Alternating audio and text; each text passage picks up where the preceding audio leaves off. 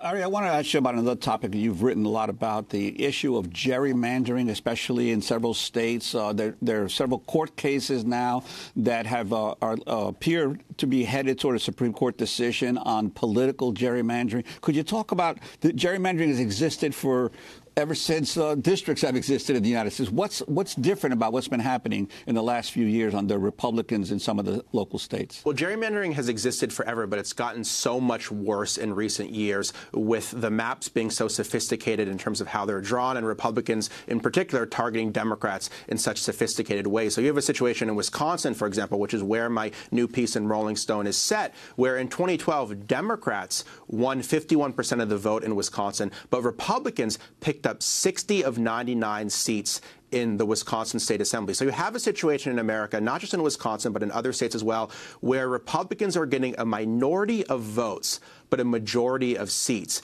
And that violates basic norms of American democracy. It violates the whole notion of one person, one vote. We like to think in this country, if you get the most votes, you're the winner. Well, that's not how it works because of gerrymandering right now. And explain the role of Governor Scott Walker of Wisconsin.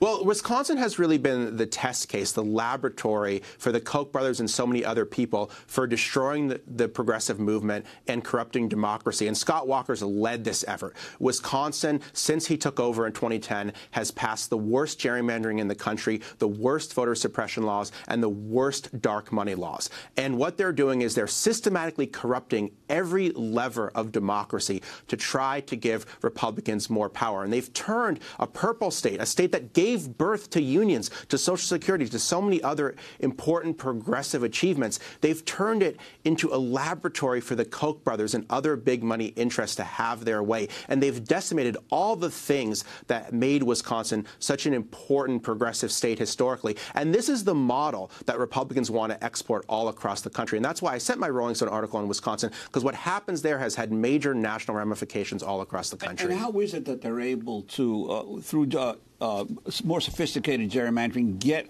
such large majorities, even though they have a minority vote? You talk about the cracking and packing and the different methods that they use. Well, I talk about one state Senate district in Wisconsin, which was a 50-50 state Senate district in Racine in southeast Wisconsin. And basically what they did is they drew a district so that a GOP state senator, his house remained in his Democratic neighborhood, but all of his neighbors were drawn out of his districts. I've never even seen something like this before. You go to his house, you go 2 houses down.